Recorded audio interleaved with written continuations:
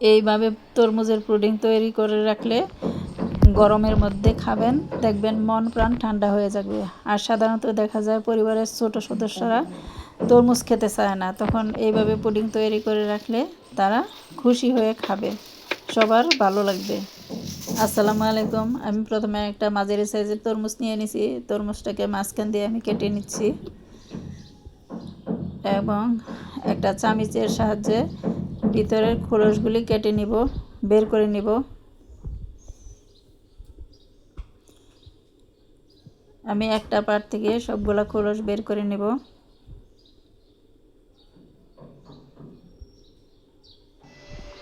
এই যে আমি এইভাবে একদম লাল অংশটুকু বের করে নিয়েছি। এখন আমি একটা ব্লেন্ডার জারে এটা ব্লেন্ডার করে নিব। ব্লেন্ডার করে নিলে সব মিশে যাবে। আপনারা চাইলে চালনি দিয়ে চেলে রসটা বের করে নিতে পারেন। এই যে আমি ব্লেন্ডার করার পরে এখন আবার চেলে নিচ্ছি একটা চালনির সাহায্যে। যেহেতু এটার মধ্যে বিচিগুলো আছে, বিচিগুলোই বের করে ফেলে দিব।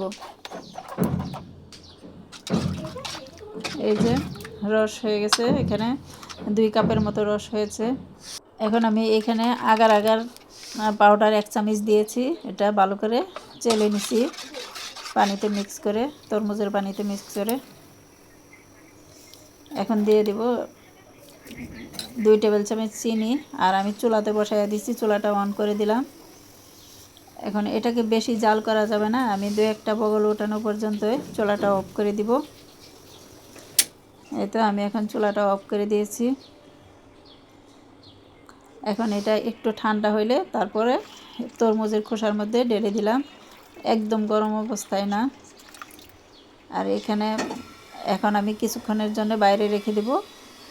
এটা ঠান্ডা হওয়ার পর ফ্রিজে ঢোকাবো।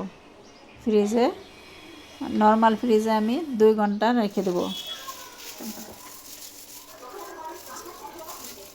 2 ঘন্টা পর এই যে আমার পুডিংটা হয়ে রেডি হয়ে গেছে। এখন আমি কেটে নিব। দেখেন কি সুন্দর পুডিং হয়েছে। গরমের মধ্যে এমন পুডিং থাকলে আর কি চায়।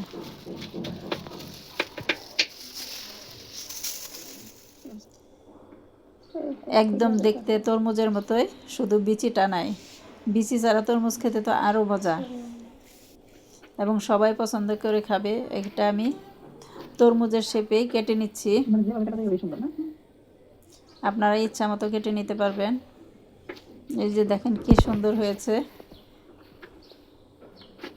যেমন সুন্দর হয়েছে তেমন মিষ্টিও হয়েছে। মানে আমি এটার মধ্যে বেশি একটা চিনি দেই না, কারণ আমার তরমুজটা অনেক মিষ্টি ছিল। আমি এর মধ্যে কিছু কালিজিরা দিয়ে দিচ্ছি, দেখতে বিচির মতো দেখা যাবে। দেখতে কিন্তু খুবই লোভনীয় হয়েছে এবং খেতেও সেই স্বাদ। তৈরি করবেন আর কমেন্টে বলবেন কেমন হয়েছে। একটা লাইক ও একটা শেয়ার দিয়ে পাশে থাকবেন। ইনশাল্লাহ আবার নতুন কোনো রেসিপি নিয়ে আসবো আপনাদের অনুপ্রেরণায়।